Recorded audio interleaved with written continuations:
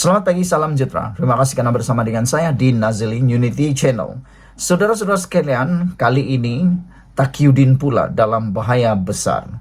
Apa yang menyebabkan Taqiyuddin tiba-tiba dalam bahaya besar? Ini semua gara-gara beliau bakal akan diheret ke jawatan kuasa keistimewaan parlimen. Apa cerita?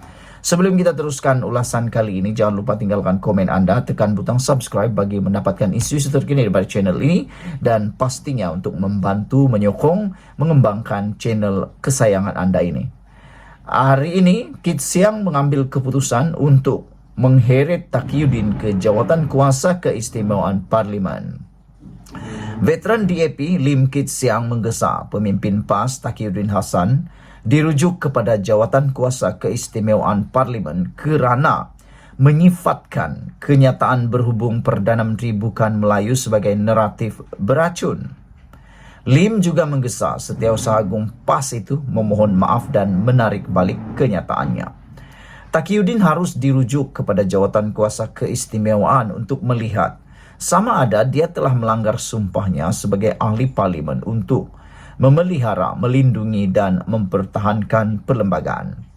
Dengan menyifatkan bahawa kenyataan Perdana Menteri bukan Melayu adalah naratif beracun yang berisiko menimbulkan ketidakharmonian, adakah Taqiyuddin mengatakan bahawa Perlembagaan Persekutuan dan Rukun Negara adalah dokumen yang memecah belahkan dan menghasut? Soal Lim dalam satu kenyataan hari ini. Taqiyuddin sebelum ini menggesa Perdana Menteri Anwar Ibrahim untuk menghentikan naratif beracun DAP. Ini selepas Lim membangkitkan kemungkinan seorang bukan Melayu menjadi Perdana Menteri dan pengerusi DAP Wilayah Persekutuan Tan Kok Weh mencadangkan untuk mengembalikan semula pilihan raya Majlis Tempatan di Kuala Lumpur. Sementara itu, Lim bertanya sama ada Taqiyuddin akan bercadang untuk menjadikan PAS sebuah parti yang lebih sederhana. Adakah PAS akan mengikis ekstremismenya dan menjadi parti Islam yang sederhana selaras dengan Perlembagaan Malaysia dan Malaysia sebagai sebuah negara yang berbilang kaum, agama, budaya dan peradaban, katanya. Polis telah menyoal Lim Kit Siang selepas membangkitkan kemungkinan seorang bukan Melayu dilantik sebagai Perdana Menteri.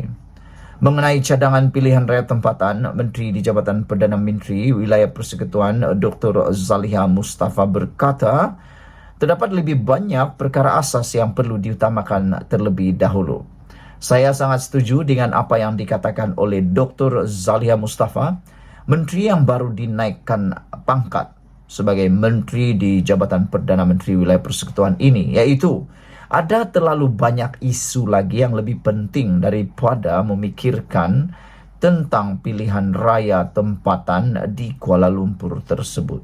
Ada terlalu banyak lagi isu yang lebih penting daripada itu. Selain daripada kuasa, selain daripada pilihan raya, selain daripada kempen, selain daripada macam-macam lagi, adalah lebih baik mengutamakan isu-isu yang lebih mendesak, isu-isu yang lebih dekat dengan rakyat. Contohnya, kerosakan jalan raya, perkhidmatan awam, infrastruktur, hospital, pendidikan, dan sebagainya. Jadi, cubalah kurang-kurangkan dahulu pilihan raya.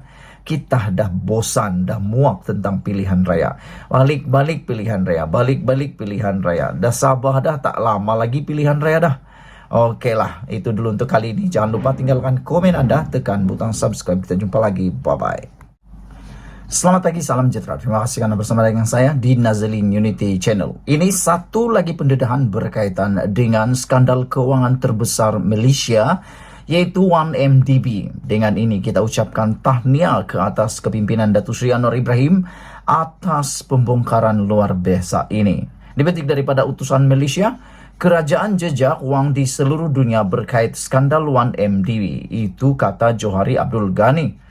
Kerajaan Malaysia terus menjejak aliran wang mencecah jutaan ringgit di seluruh dunia yang berkait dengan skandal Malaysia, yaitu 1MDB. Pengerusi pasukan petugas 1MDB, Datuk Seri Johari Abdul Ghani berkata, pihaknya sudah mengenal pasti negara-negara terlibat dalam transaksi wang berkaitan, namun kesemua proses itu harus menggunakan pendekatan undang-undang. Katanya, misi pencarian wang tersebut berada di fasa 2, manakala fasa 1 adalah asas penyelesaian, yaitu perjanjian tuntutan yang ditandatangani antara kerajaan Malaysia dengan Goldman Sachs pada tahun 2020. Beliau berkata ketika ini terdapat isu belum diselesaikan bagi mendapatkan semula aset negara yang berkait dengan skandal kewangan berkenaan. Pada masa ini kita sudah sampai satu peringkat pemulihan besar, major recovery yang kita sudah dapat daripada Goldman. Cuma ada beberapa pertikaian dengan Goldman ini dari segi janji yang mereka mahu bayar, yaitu 1.4 bilion US dollar yang mereka masih tidak selesaikan.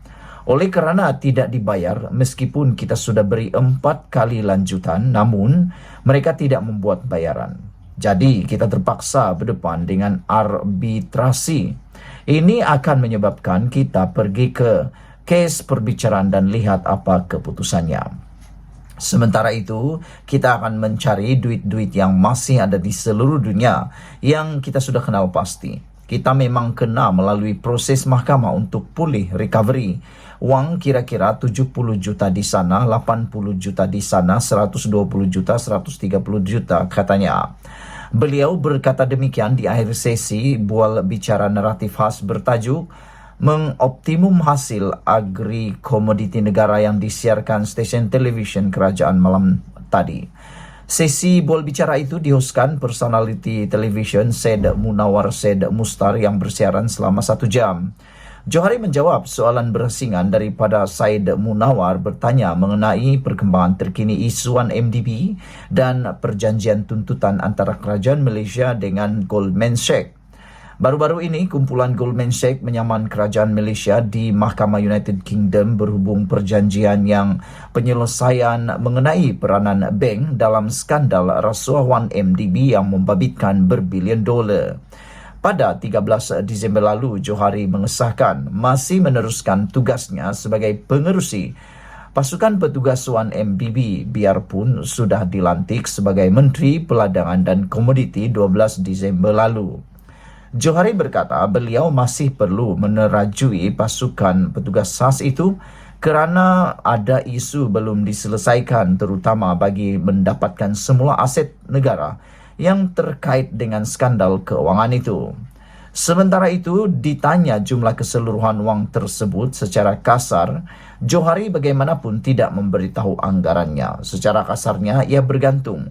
Kalau kita ambil tindakan kepada bank-bank di luar negara yang memudahkan transaksi itu dan tidak menggunakan proses verifikasi KYC Know Your Client yang betul. Jadi, mungkin kita juga boleh memulakan tindakan undang-undang terhadap mereka kerana tidak menjalankan KYC yang sesuai, menyebabkan banyak duit ini terlepas kepada akaun-akaun yang tidak sepatutnya terlepas, kata beliau lagi. Saudara-saudara sekalian, ayuhlah kita semua berdoa bersama-sama supaya Malaysia dengan segera dapat mendapatkan semula uang Malaysia yang telah boleh dikatakan bertaburan di seluruh dunia ini, khususnya kewangan 1MDB. Dengan adanya kita dapat semula uang ini, maka dijangkakan ada yang dapat digunakan untuk membangunkan Malaysia. Semoga orang yang bersalah dapat dihukum dan orang yang benar dapat pembelaan. Sekian dulu untuk kali ini. Jangan lupa tinggalkan komen anda, tekan butang subscribe. Kita jumpa lagi. Bye-bye.